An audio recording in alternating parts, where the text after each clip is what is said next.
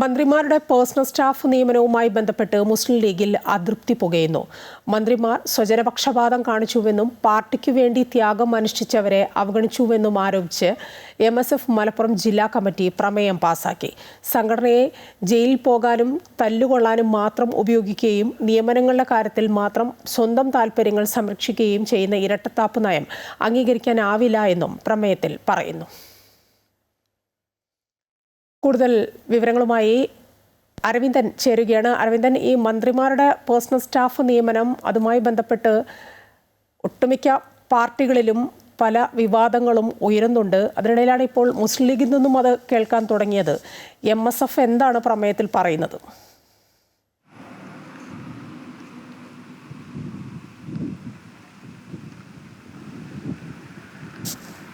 മായ, തീർച്ചയായും MSF-ൽ മാത്രമല്ല മുസ്ലിം ലീഗിൽ പൊതുവെ മന്ത്രിമാരുടെ പേഴ്സണൽ സ്റ്റാഫ് നിയമനവുമായി ബന്ധപ്പെട്ട് അസംതൃപ്തിയിലാണ്. ഇത് കഴിഞ്ഞ ദിവസം MSF കൃത്യമായി ഒരു പ്രമേയത്തിലൂടെ അറിയിച്ചു എന്നുള്ളതാണ് ഏറ്റവും പുതിയ കാര്യം.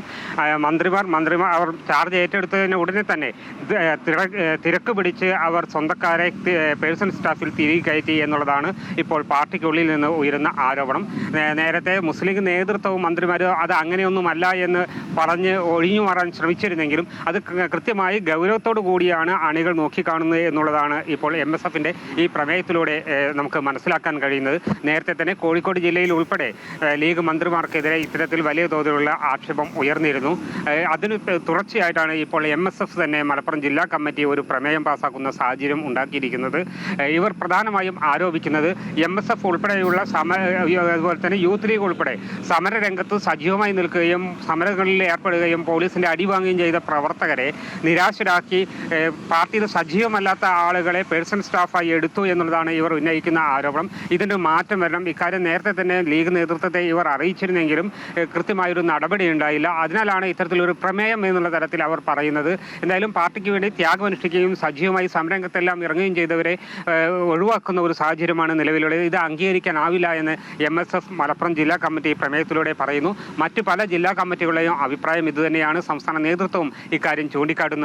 എന്തായാലും MSF-ൽ മാത്രമല്ല മുസ്ലിം ലീഗിൽ പൊതുവെ ഇക്കാര്യത്തിൽ വലിയ തോതിൽ അസംതൃപ്തിയുണ്ട്.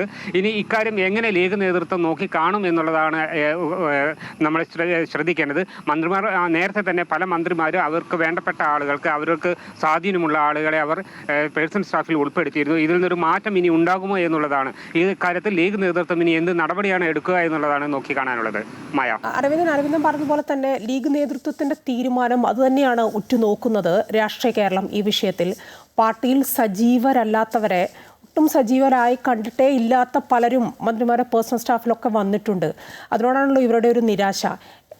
ഇനിയിപ്പോൾ പാലക്കാട്ടേക്ക് എത്തുന്നതിന് മുമ്പ് തന്നെ ഏതെങ്കിലും മന്ത്രിയുടെ ഭാഗത്തു നിന്ന് എന്തെങ്കിലും പ്രതികരണങ്ങൾ ഇതിനോടകം അനൗദ്യോഗികമായെങ്കിലും വരുന്നുണ്ടോ?